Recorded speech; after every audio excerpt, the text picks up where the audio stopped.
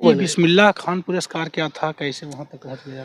ये राष्ट्रीय युवा पुरस्कार बिस्मिल्लाह खान अवार्ड ये देश के 32 कलाकारों को दिया जाता है। अच्छा।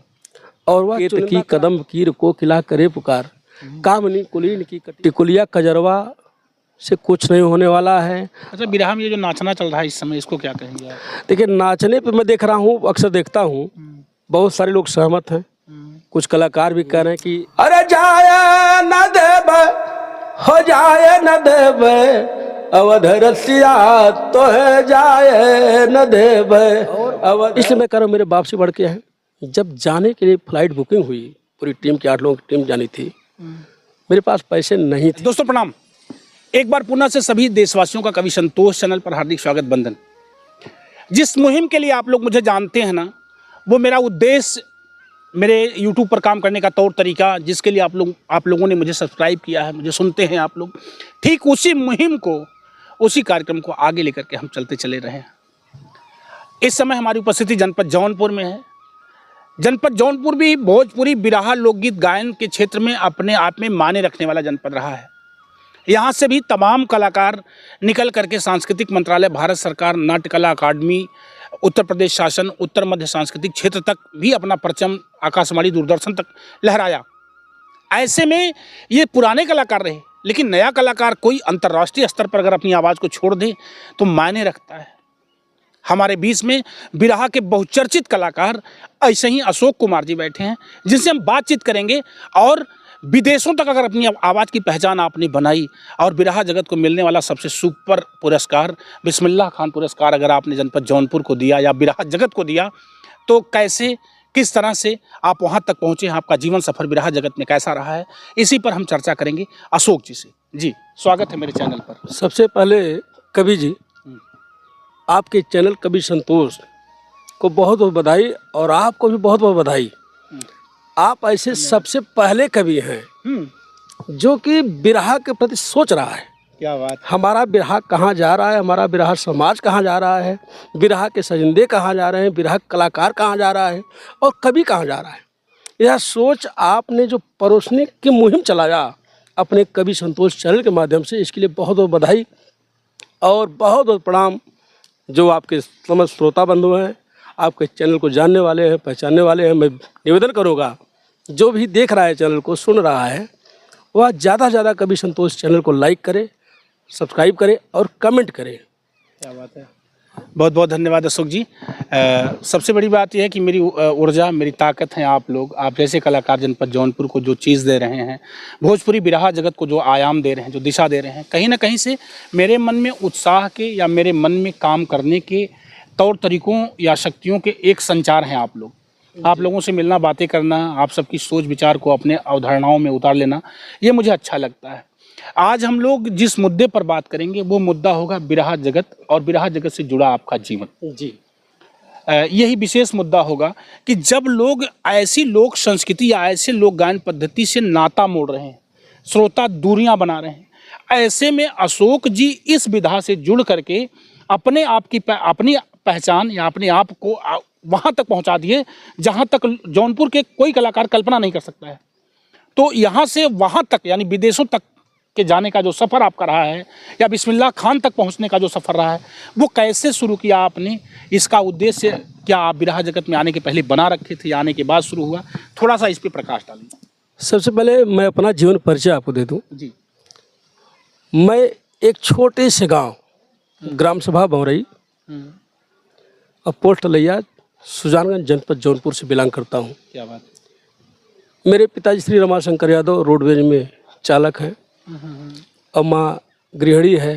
तो कभी मैं बड़ा भाग्यशाली रहा, मैं उस परिवार से बिलोंग करता हूँ कि अपने समय में, जिस समय साइकिल भी लोगों को बहुत कम मौसर हुआ करती थी, मेरे परिवार में उसमें मेरे पिताजी, मेरे बड़े पिताजी, मेरे चाचा श्री दया शंकर, बड़े पिताजी श्री उमा शंकर, ये लोग बुलेट से, राजदूत से चला करते थे।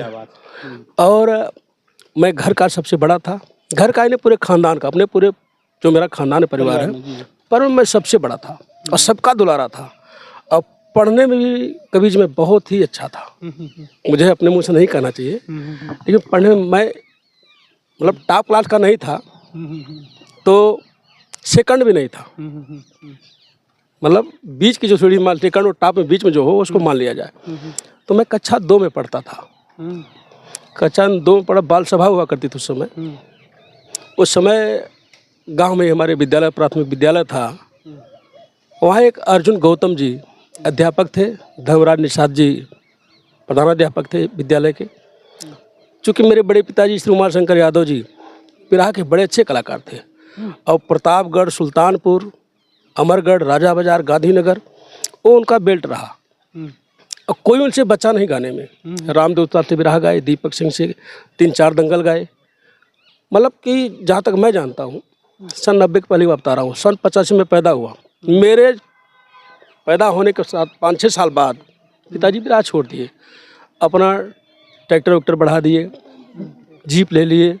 मतलब हमारे घर 82 से, मेरी माँ बताती है, दादी माँ बताती थी, सन 80-82 से गाड़ी मोटर सब कुछ हुआ करती थी। पेट्रोल जीप हमारे घर हुआ करती थी उस समय। मैं छोटा था, 5-6 साल उम्र थी। तेज था मैं, मतलब बहुत तेज था। मतलब मेरी क्षमता इतनी थी कि मुझे कोई चीज़ जैसे अचानक याद हो जाया करती थी। अब तो धीरे धीरे सब जैसे छूट जा रहा है। और उसमें रामदेव उस्ताद का एक कैसेट बजता था, इंदल हरण। पन्ना थी प्रेम में पागल, इंदल का चित्र मंगाई, प्रख्यात तो जादूगरनी शादी की आस लगाई। मैं गाड़ी में खेलता था, गाड़ी में बजा करता था, मैं उसको सुनता था। और बेचन, पहले कैसेट जो आता था बेचन राम का, बेचन राम यादव करके आता था। कई कैसेटों कराए पर मैंने देखा है। मैं बचपन की बात बता रहा हूँ अपने। बाद में बेचन राम राजभर हो गए, कैसेट रैपर नाम बदल गया। वो गाए थे एक बिरहा दरोगा गाजीपुर रिक्शा कांड, वह भी मुझे याद है। यहाँ तो पूरा कंठस्थ था। तो जब बाल सभा हो रही थी, अर्जुन गौतम जो हमारे अध्यापक थे और धर्मराज मास्टर साहब बोले कि यार खलीफा घरी लड़का कुछ सुनावा अशोक। अब मैं तो जानता भी कुछ नहीं था, बस शुरू हो गया। पन्ना थी प्रेम में पागल, इंदल का चित्र मंगाई, पूरा बिरहा गा दिया। 20 रुपये अर्जुन मास्टर साहब ने मुझे इनाम दिया। मैं पैसा पाया, घर आया, अपनी दादी माँ को आज वो नहीं दुनिया में दिया। बोली, वो सोची कहीं चुरा उरा तो नहीं किसी का। अगर भाई पैसा पाए ला, तो कह रहे कहाँ पैसा पाए, कहा ऐसे गाए आज। तो कह रहे हैं कि जा ऐसे उमा शंकर, मेरे बड़े पिताजी बोली उमा शंकर गाल लगत तो हूँ गई बे करबे कहा। तो फिर धीरे धीरे कक्षा 2 के बाद गुरुजी मैं 3 नहीं पढ़ा, डायरेक्ट 4 में बसरई नाथ शिशु शिक्षा निकेतन, दूर मांटेल स्कूल नया नया खुला। पिताजी वहाँ एडमिशन करा दिए, बड़े पिताजी वहाँ पढ़ने लगा। हाई स्कूल किया, इंटर किया राष्ट्रीय शंकरगंज से, राणा इंटर कॉलेज इंटर किया। उसके बाद चला गया इलाहाबाद। 2004 में मैं CMPD कॉलेज से छात्र संघ का चुनाव लड़ा, वहाँ का प्रकाशन मंत्री हुआ। 5 में मेरा फाइनल हुआ, स्नातक 5 में कंप्लीट हो गया। 6-7 में MA किया यूनिवर्सिटी से। MA करने के पश्चात मैं इतना भाग्यशाली रहा, मेरा पहली बार मैंने फार्म डाला था रेलवे के साहिब का, उसमें मेरा सिलेक्शन हो गया। मेरे बड़े पिताजी यहाँ मेरी जो बाज़ार पड़ती छोटी बखूपुर बाज़ार में, सब मिठाई उठाई लड्डू बांट दिए मेरे घर में। फिर नौकर, चूँकि मेरे जो दादा थे श्री राम सुंदर, स्वर्गीय राम सुंदर यादव जी, उनके छोटे भाई श्याम सुंदर, वो रेलवे के बहुत बड़े अधिकारी थे मुंबई में। बड़े पिताजी बड़े खुश हुए कि चलिए मेरे घर में फिर नौकरी आ गई। मिठा उठा बांट दिए अपना सब कुछ। मैं घर पे आया 3 दिन बाद, बोले बेटा बहुत खुश हूँ। पर मेरा कंबाइंड था उस समय कि तुम लायक निकल गए। हमने कहा पिताजी मेरा नहीं है, उसमें भी रीजन कभी जी। मैं सुबह सुबह दौड़ता था परेड ग्राउंड इलाहाबाद, और मेरे साथ करीब 10-20 लोग दौड़ते थे। अब मेरे साथ के दौड़ने लोग कम से कम आर्मी में इसमें 20 लोग हैं। हमारे गांव 5-6 बच्चे हैं, जिसमें सुरेश यादव आर्मी में है, हमारे साथ दौड़ा करते थे। महेंद्र यादव आर्मी में हमारे साथ दौड़ा करते थे। कई लोग थे। और उसी समय बैराना सब्जी मंडी में डॉक्टर मन्नू यादव का, सत्य बता रहा हूँ, बिरहा हो रहा था, और हैदर अली उस्ताद का बिरहा हो रहा था। भोर में कान पड़ी, आवाज़ गई। मन्नू को तो मैं नहीं जानता था, सच्चाई बता रहा हूँ, लेकिन हैदर का नाम सुना था। हमने सोचा हैदर अली गा रहे हैं, चल के सुनता हूँ। गया, देख रहा हूँ हैदर उस्ताद गा रहे हैं, और रेवती रमन सिंह जी उसमें सांसद हुआ करते थे वहाँ के। और रेवती रमन सिंह जी आए, इतना सारा माला हैदर को पहनाए, उनकी जेब में जितना पैसा रहा होगा मैं गिन नहीं पाया, ऐसे निकाले सब कुछ थमा दिए। डॉक्टर साहब मन्नू यादव को खड़ा किए, सेम कंडीशन। मैं सोच गया यार मैं अगर रेलवे का कुछ नौकर बनूंगा तो लोग बहुत जानेंगे, मेरे मामा नाना नानी मौसा मौसी यही लोग जानेंगे। ये आदमी ऐसा है कि एक सांसद माला पहना रहा, पैसा भी दे रहा है, अब पूरे सारे लोग सुन रहे हैं, मुझे कौन जानेगा, मैं भी बिरहा गाऊंगा। गाता पहले था, अब मेरी धारणा बन गई कि मैं बिरहा गाऊंगा। चल दिया, साथ में मेरे घर अलगौजी हो गई, मेरा परिवार डिवाइड हो गया। 8-9 मैं घर पे ही भटकता रहा। 10 में मेरी मुलाकात हुई राजेंद्र यादव कुरामा, बड़े कलाकार, राम दोस्ता जैसा बोलते हो, उनसे मैं मिला। चूँकि राम दोस्ता जो मेरे बड़े पिताजी गाते थे, राजेंद्र यादव जी हमारे यहाँ जाया करते थे, मेरे बड़े पिताजी के साथ रहा करते, सीखते थे, सुनते थे, समझते थे। तो राजेंद्र यादव से मिला, उन्होंने कहा कि यार गाना है तो आप रामा कवि से मिलो। रामा कवि को मैं खोजते खोजते गया, रामा नहीं मिले। एक दूसरे रामा कवि मिले, उन्हें राजेंद्र ने बताया कि राम प्रसाद कवि करके नाम है, उनसे मिलो। बगया चंदौली मैं गया, मैं गया कवि जी के यहाँ, उनको प्रणाम किया, सारी बातें हुई। कवि जी मैं गाना चाहता हूँ। थोड़ा मनबड़ किस्म का था मैं कवि जी, मनबड़ इतना था किसी को, आज भी है, सच्चाई बता रहा हूँ। झेपना मैं नहीं सीखा हूँ, टूटना नहीं सीखा हूँ, तोड़ना जानता हूँ। तो कवि ने कहा कि यार इतनी मनबड़ई से तुम कैसे गा पाओगे, अपने आप में परिवर्तन लाओ थोड़ा। हम कहा गुरु परिवर्तन कुल बा, जो जैसे कहा वैसे रहा। करीब मैं 2010 से 8 तक 15 तक लगातार कवि के सानिध्य में रहा। 5 साल कवि सानिध्य रहा। और उसी बीच मैंने कहा गुरु जी जो थे डॉक्टर मन्नू यादव, नहीं 5-10 की बात है, 2010 की ही बात है। 1-2-4 महीने बाद मैंने उनसे पूछ लिया, गुरु डॉक्टर मन्नू यादव बहुत बड़े विद्वान कलाकार, मैं उनको सुना हूँ, कवि जी मैं उनको गुरु बनाना चाहता हूँ। कवि जी कह रहे हैं कि यार मन्नू को गुरु बनाओगे, मन्नू सच्चाई बता रहा हूँ बड़े घमंडी आदमी है। डॉक्टर साहब बोले बड़ी घमंडी आदमी है, क्यों? कहा नहीं गुरु जी उनसे मैं सीखना चाहता हूँ। चूँकि मैंने भी पढ़ा लिखा था, इलाहाबाद में था, तो मैं गया। उस समय डॉक्टर मन्नू यादव कटरिया बसंत जहाँ विद्यालय चल रहा है उनका, बिरहा अकादमी, वही बनवा रहे थे। गया, मेरे बाल खूब बड़े बड़े थे, स्टाइल कुछ दूसरी थी, भाई गाने बजाने के तौर तरीके मैं भी ढला था। तो मुझे देखे, बोले क्या नाम? मैंने कहा अशोक यादव, अशोक कुमार। गुरु जी कहे कि क्या करते हो? हम कहा MA किया हूँ। उन्होंने कहा कि ऐसा तुम चले जाओ घर, ये मुगल सराय है, ये बनारस है, लोग तुम्हें खा जाएंगे। मुझे ये बात बुरी लगी, फिर वापस हुआ मैं। कवि जी कहने लगे देखो, देख लिए ना, मैं कह रहा था कि वो कुछ नहीं करेंगे। मैं चलिए कवि जो हुआ सो हुआ। मैं चला, कवि सामने में पलता बढ़ता रहा। वहीं कटरिया रामनगर के जस्ट आगे छोटी सी बाजार जहाँ रामलाल गुरु जी का घर है, सिंघी ताली, वहीं मैं ढाबा चलाने लगा। ढाबा खोल दिया, वहीं दिन भर ढाबा पर रहता था। कार्यक्रम जहाँ कवि देते थे, तेरही बरही शादी विवाह, वहाँ जाया करता था, गाया करता था। 4-5 साल ढाबा चलाया। और उसके बाद समय व्यतीत होता रहा। कवि जी डॉक्टर मन्नू यादव का बिरहा वहीं बगल में एक गांव है नहरा के उस पार, जहाँ कवि जी घर बगया से मुश्किल से 3 किलोमीटर आगे, और नंदलाल रवि जी का बिरहा हो रहा था। और उस समय मेरा बिरहा, उस रात को नवरात्रि का समय था, मेरा बिरहा राकेश पाठक से था। हम तो खाली हुए आए, बिरहा सुने, ख़त्म हुआ। कवि जी घर आया, पार्टी वाल्टी छोड़ दिया। कवि से बोला गुरु जी कौन गा रहा है? लग रहा है डॉक्टर मन्नू यादव जी गा रहे हैं, और ये जो है नंदलाल रवि। कहा हाँ सही पकड़ रहे हो। हम कहे गुरु जी मैं बिरहा सुनने जाऊँगा। कवि ने कहा अभी नहीं है, खाए हो क्या सुनोगे, रात भर गाओ, जाओ आराम करो। मैं कवि से झूठ बोला, गुरु मैं जा रहा हूँ घर सुजानगंज।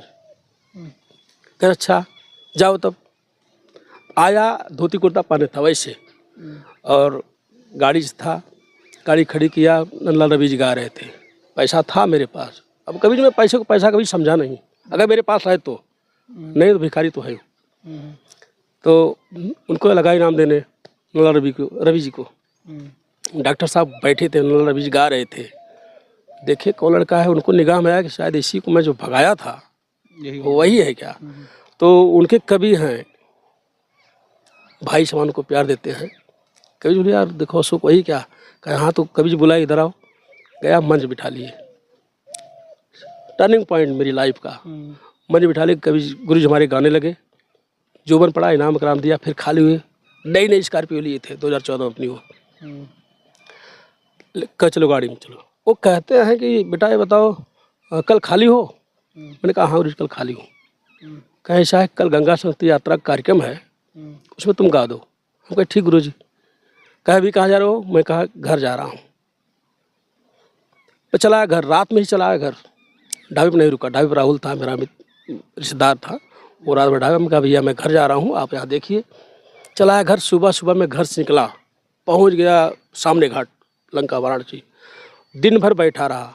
शाम को 6:30 बजे मैं सोच रहा हूँ यार डॉक्टर मन्नू यादव जी मुझे बुलाए हैं, 6 बज गए, सुबह 10 बजे मैं आया हूँ, कुछ तो हो नहीं रहा है। अपनी पार्टी दिए और उसमें एक भारतीय सर थे, वही देख रहे थे। उनके डॉक्टर मन्नू यादव की पार्टी पूरी, उनकी गाड़ी में बैठा, मुश्किल से 2 मिनट दूर गया। रामनगर किला जहाँ है, जस्ट रामनगर किला, बड़ा सा पीपल का ब्रिज, छोटा सा हनुमान का मंदिर, वही मुझे 5 मिनट गाने का अवसर मिला। कौन सा गीत गाए थे, याद है? एक लाइन। हाँ गीत याद है। एक लाइन पहले वो वाला सुना ही दीजिए दर्शकों को, तो बहुत लंबी वार्ता में चलेंगे, मनोरंजन से। हाँ एक लाइन मैं चाहूँगा दर्शकों उस गीत से जोड़ते हैं पहले, जो गीत इन्होंने पहली बार डॉक्टर मन्नू लाल के सानिध्य में बतौर गुरु जी मान करके मंच पर गाए थे। आइए सुन लेते हैं एक लाइन जी। मेरे गुरु जी गीत गाया करते थे।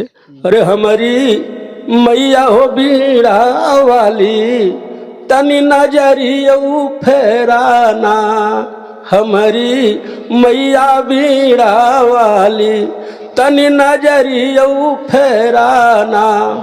यही गीत गाया, वंदना किया। उसके बाद छोटे से लोकगीत गाया 5 मिनट की। वो कवि लिखे थे, कर्ण और कुंती का संवाद। दान लेव भाग अइलू, कहे कर्ण दानिया हो मतारी हमारी, बोरलू हमके काहे गहिरे पानिया हो मतारी हमारी। यही लोकगीत गाया कवि जी। मैं आ गया वापस, मुझे वापस बुला लिया गया। मैं सोचा मुझे पैसा मिलेगा। डॉक्टर मन्नू यादव गुरु जी कहते हैं जाओ घर, अकाउंट है? अकाउंट कोई ऐसा कभी थी नहीं। मैंने कहा गुरु जी अकाउंट तो नहीं, कल खाता खुलवा लेना। आया कोल्हुआ बाजार, घर फिर बाके आया, ढाबे में नहीं गया, फिर आया, चला आया घर, कोल्हुआ बाजार में स्टेट बैंक में खाता खुलवाया। खाता खुलवाया, बोले कि अपना अकाउंट नंबर दो, नंबर दिया। फिर कहे बेटा तुरंत आ जाओ। मैं तुरंत भाग गया सामने घाट जहाँ गुरु जी रहते हैं, वहाँ चेक मुझे दिए, कहे अभी जाओ, शाम तक 5 बजे तक बैंक खुली, जमा करो। 1 लाख का चेक रहा, 10 मिनट का कार्यक्रम का 1 लाख का चेक मैं जमा किया। और मेरे खाते में पैसा, इतना खुश हुआ कि चलिए जो गुरु मुझे भगाया था वही गुरु आज मुझे बसा रहा है। फिर से कभी मुड़ के पीछे देखा ही नहीं। और उसके बाद चाहे सतना महोत्सव, भोपाल महोत्सव हो, चाहे मैहर महोत्सव हो, कोई भी अगर सांस्कृतिक कार्यक्रम हो रहा था सरकार के माध्यम से, वहाँ एक अशोक रहबे करता था। बाकी गुरु किसको लेके जा रहे हैं, किसको बुला रही सरकार। अच्छा, ये बिस्मिल्लाह खान पुरस्कार क्या था, कैसे वहाँ तक पहुँच गया? ये राष्ट्रीय युवा पुरस्कार बिस्मिल्लाह खान अवार्ड देश के 32 कलाकारों को दिया जाता है।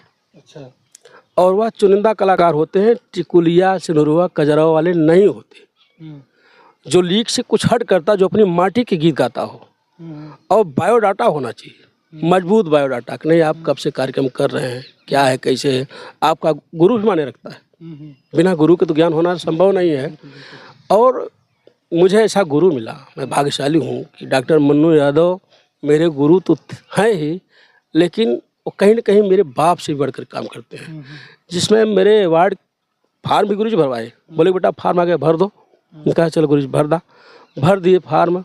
उसके बाद गुरु पूजा थी, गुरु पूजा में रात भर मैं संचालन कर रहा था पूरी टीम का। तो गुरु जी महाराज बहुत सम्मान करते हैं, और जैसे एक बेटे को एक बाप संवारता है, ठीक उस तरह डॉक्टर मन्नू यादव मुझे संवारे। पहले तो नहीं संवारते थे, बाद में संवारने लगे। तो मैं रात भर संचालन किया। बोले कि आप क्या करोगे? सो चलो आराम करो विद्यालय पे। हमने कहा नहीं गुरुजी आराम नहीं करूँ, जाऊँगा घर। आया घर, चूँकि पिताजी बुलेट ले गया था, घर पे आया, सो रहा था। शाम तक कभी जी मैं सोता रहा, 10 बजे घर पहुँचा हूँ, शाम करीब 6 तक मैं सोता रहा। और शाम को घंटी मेरी बज रही बराबर, फिर घंटे बजी। वहाँ से रीता स्वामी चौधरी संगीत नाटक अकादमी की जो वो सचिव थी, उनका फ़ोन आया कि आप अशोक जी बोल रहे हैं। मैंने कहा हाँ अशोक बोल रहा हूँ। आप कौन मैम? कहें मैं, उन्होंने कहा कि बधाई हो आपको, राष्ट्रीय युवा पुरस्कार उस्ताद बिस्मिल्लाह खां के लिए आपको चुना गया। क्या बात, वाह। मुझे विश्वास नहीं हो रहा था, मैं जानता भी नहीं था ये क्या है, सच्चाई मैं बता रहा हूँ। मैंने गुरुजी को फ़ोन किया, गुरुजी ऐसी ऐसी बात है। गुरुजी अस्तद थे, सही बता रहे हो, कौन था नंबर, कैसा नंबर था, नंबर कौन है, दो मुझे। हमने कहा गुरुजी मैं नंबर लगा रहा हूँ, नंबर लग नहीं रहा है, क्योंकि सरकारी नंबर लगता नहीं, कुछ नंबर ऐसा होता है। तो मैंने उनको नंबर दिया, वो अपने तरीके से वहाँ फ़ोन किए। तुरंत जैसे उतनी खुशी शायद मेरे बाप को नहीं हुई होगी जितना खुश मेरे गुरुजी थे। कहे बेटा तुरंत चले आओ। मैं फिर शाम को 6:30 बजे यहाँ से निकला हूँ, 9:30-10 बजे तक गाड़ी खोपते चला गया, पहुँच गया। गुरुजी अपने सीने से लगा लिए, बहुत भाग्यशाली हो, गर्व है कि बिरहा में दूसरा अवार्ड तुम ला रहे हो, बड़ा अवार्ड। पहले भी वो अवार्ड हुए थे, राम कैलाश, दादा राम कैलाश जी को संगीत नाटक अकादमी ने तुलसी सम्मान दिया था। अच्छा। और उसके बाद सबसे बड़ा अवार्ड था उस्ताद बिस्मिल्लाह खां, डॉक्टर मन्नू यादव गुरुजी को मिला।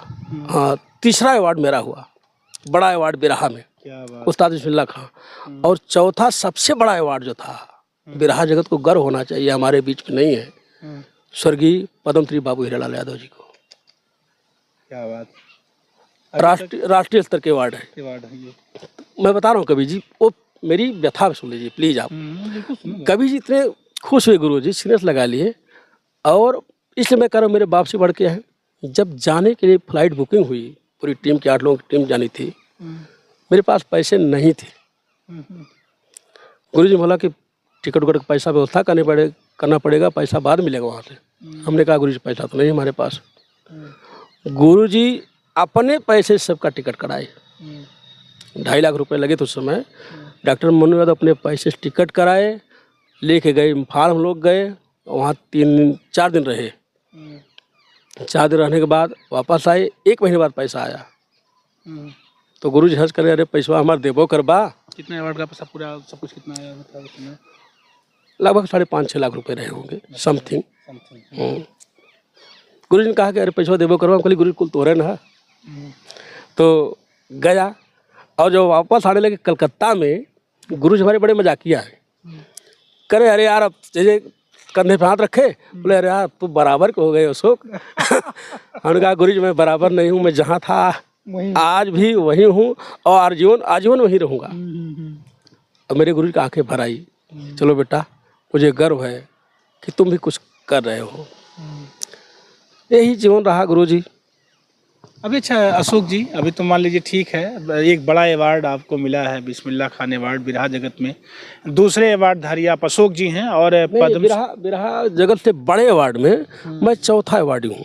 चौथा अवार्ड ये, चूँकि पद्मश्री हीरालाल जी हो गए जी, और स्वर्गीय दादा राम कैलाश जी तुलसी सम्मान, और तीसरा डॉक्टर मन्नू यादव गुरु जी हमारे, चौथा मैं हूँ। चौथा अवार्ड। और बिरहा में राष्ट्रीय अवार्ड कोई नहीं पाया है अभी तो कोई नहीं पाया ना बिरहा में। अच्छा, जब वहाँ गए थे अवार्ड लेने के लिए, तो वहाँ कोई गीत भी गाना पड़ा था, कुछ गाए थे? हाँ, वहाँ बीरस का पूरा एक बिरहा में गाया था। उसकी भूमिका याद है कि नहीं? वो गीत लिखे थे गया कवि जी। अच्छा। गया कवि जी प्रतापगढ़ वाले जो हैं, जो सूरत रहते हैं, उन्हीं की गीत थी। चंदन है माटी मेरे देश की, जहाँ बच्चा बच्चा राम बलराम है, ये भूमिका थी। अच्छा, कुछ मैं चाहूँगा अशोक, सबसे पहले तो कोई एक अपने जीवन का सबसे फेवरेट सॉन्ग जो हो, उसकी एक मतलब एक मुखड़ा, एक अंतरा, जो आपको लगता हो कि मैं हर मंच से गाने की कोशिश करता हूँ या हर मंच से गाता हूँ, एक मुखड़ा एक अंतरा। देख कवि जी, सच्चाई में बता दूँ, मैं डॉक्टर मन्नू यादव का शिष्य हूँ। एक कोई ऐसी गीत है ही नहीं जो मेरे जीवन में हमेशा रहे, क्योंकि मेरे गुरु जी बरजस्ता के बहुत माहिर हैं, और मैं खेलना जानता हूँ, बिरार में लड़ना जानता हूँ। घर गर्व है मुझे, ये तो मुझे भी है कि मैं उस गुरु का शिष्य हूँ। मुझे गर्व गुरु, मैं उस गुरु का शिष्य हूँ। मुझे गीत के लिए सोचना नहीं पड़ता। मैं आपसे बताऊँ कवि जी, कोई अगर कुछ लोग शायरीबाज बनते हैं, बहुत सारे कलाकार बनते हैं। आपसे एक वाकया बता रहा हूँ, यही तैयारी में कार्यक्रम था, एक थोड़े विकलांग करके हैं भाई, अपने अच्छे गायक हैं, वो ककहरा गा दिए। और शुरुआत का बात बता रहा हूँ, मतलब 12-13 बार बता रहा हूँ, बिरहा में चढ़ रहा था धीरे धीरे, मुझे ककहरा मालूम है नहीं। महेंद्र भैया हैं, बिरहा गाते थे पहले तैयारी के ही, करे रे कुछ गई बा, हम कहलिए रुका पे पलटत थी। वो क ख गाए थे, मैं ज्ञ से शुरू किया, जोड़ जोड़ के पूरा कर दिया। पब्लिक की ताली बजाई और मुंह बना के बेचारे। हम कहा हमसे मत लड़ा, हम डॉक्टर मन्नू यादव को चलाई।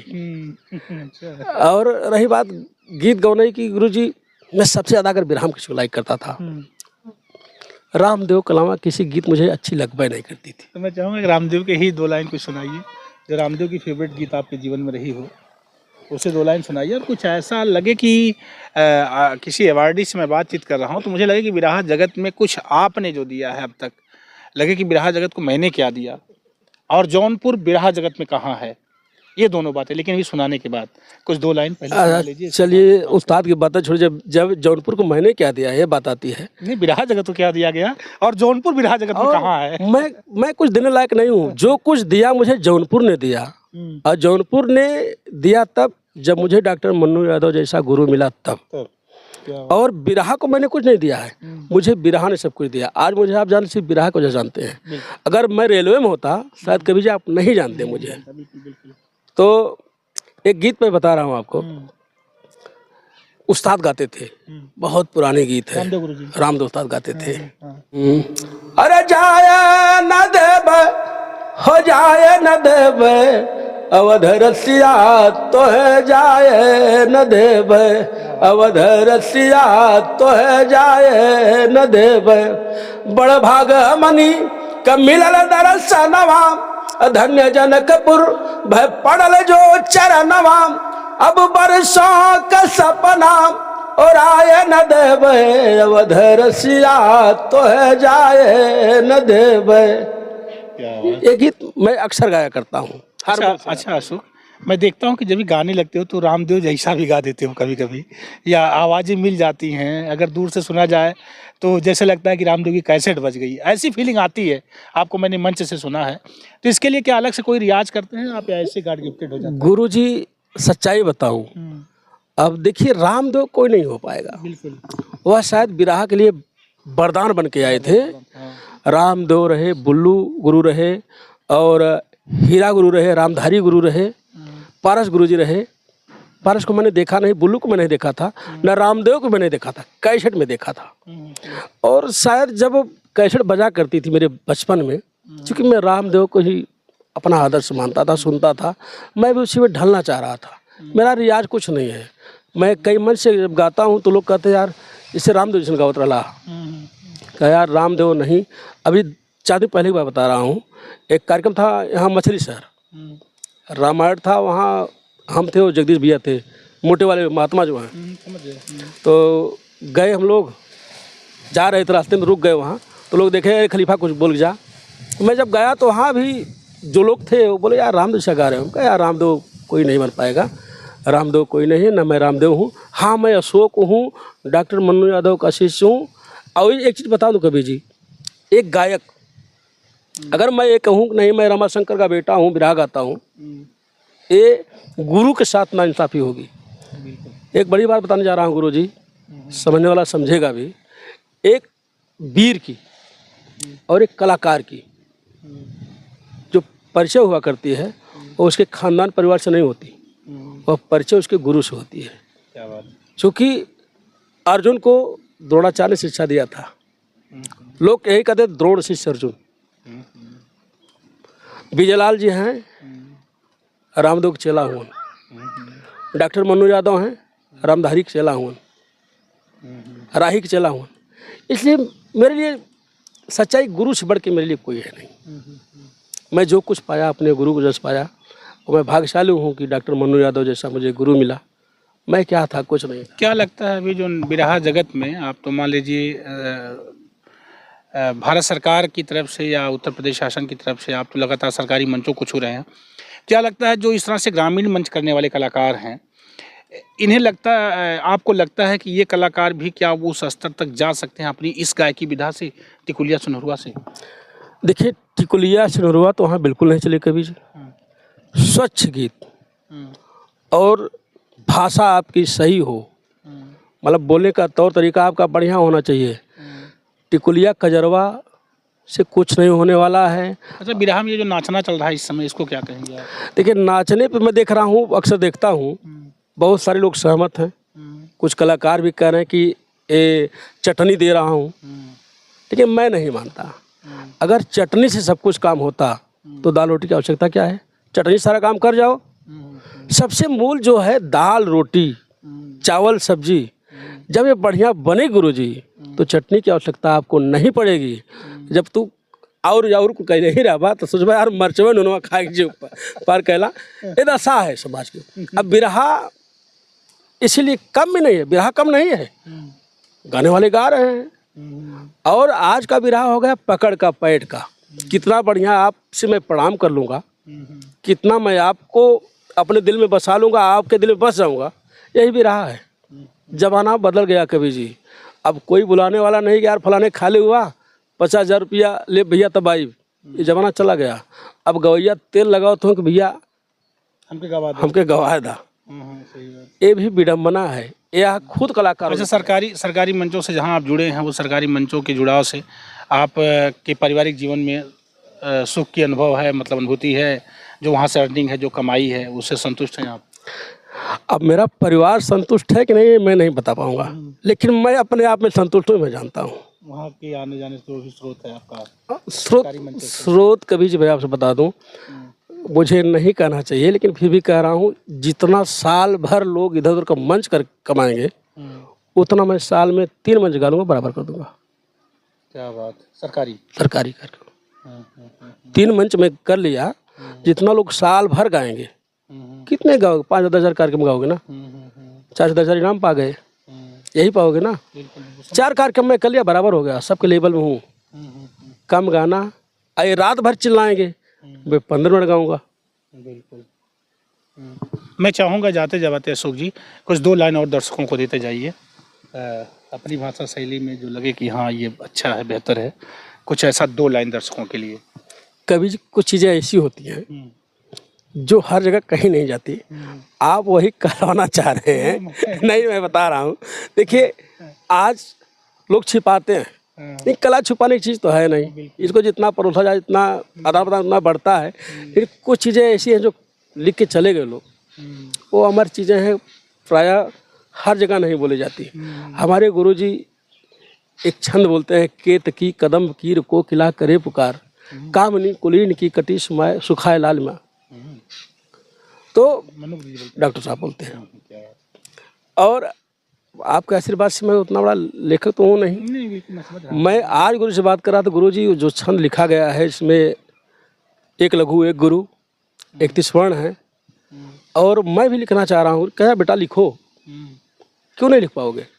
हमने कहा गुरु जी कैसे लिखे? कहा उसमें देख लो। मैंने आज लिखा भी गुरु जी 1 लाइन। मैं, आप भी विद्वान हैं, थोड़ा विचार करेंगे 31 वर्ण है कि नहीं है। आज लिख के अपने गुरुजी को व्हाट्सएप किया, गुरुजी देखिए विचार करिए। नहीं, बोले बेटा सही है, एकदम सही लिख रहे हो, अखाड़े में कुछ मिल रहा है, गुरुजी बोले। तो हमने कहा गुरुजी मैं आपको बता दूं कवि जी, देखिए छंद विधान जो है और रचना गायन छंद जो है, जो गुरुजी हमारे बोलते हैं, आज के 250-300 साल पहले संस्कृत का जो विद्वान हुआ करता था वह लोग बोलते थे। और ये सब छंद जो हैं, अधर है, ये विद्वानों की चीज़ें हैं। कजरवा टिकुलिया से काम चलने वाला नहीं है कवि जी। अब मैंने लिखा गुरु जी एक बिरहन की व्यथा लिखा, पति परदेश है और इसमें कटाई भी नहीं चलता है, तो बिरहन सोच रही है, कुकती कत कोयली कानने करे चिकार। मतलब कोयल कहाँ कूक रही है और वन में कहाँ चिकार कर रही है। चिकार मीन्स मतलब कि अपना उद्गार।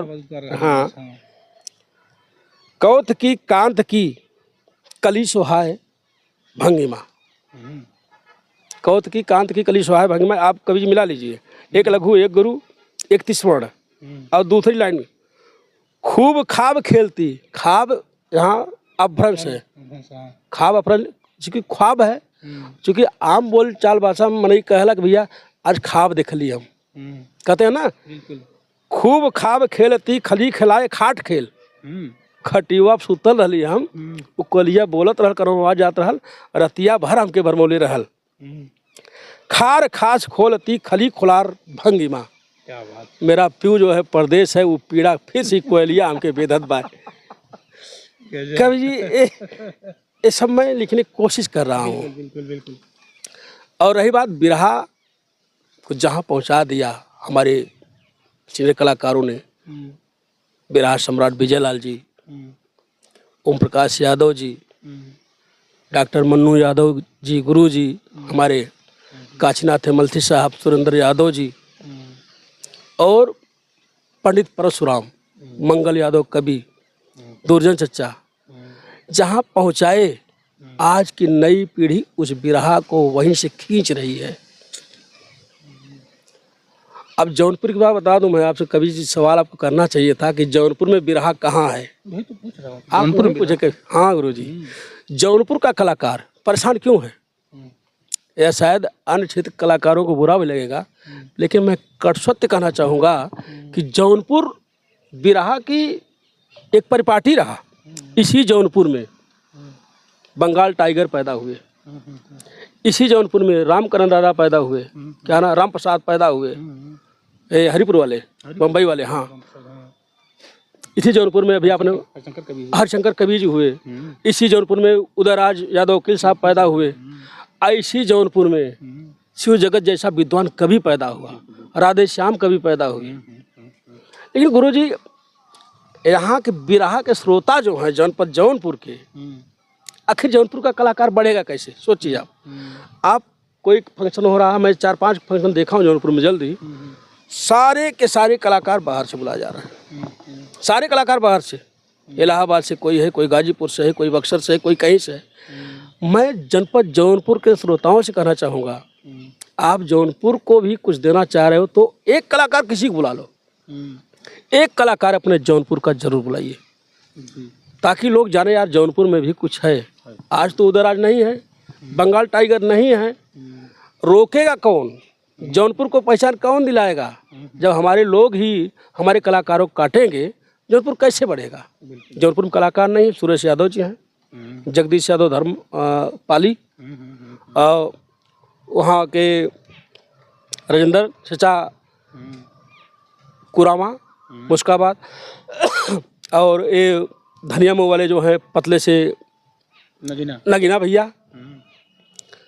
ये सब कलाकार हैं। विजय यादव, विजय कुरेथू, अच्छे कलाकार हैं लोग। हमको मत बुलाइए, मत गवाइए। एक नया लड़का सुनील यादव गा रहा है, लगता है कि जैसे बिजलाल गा रहे हैं,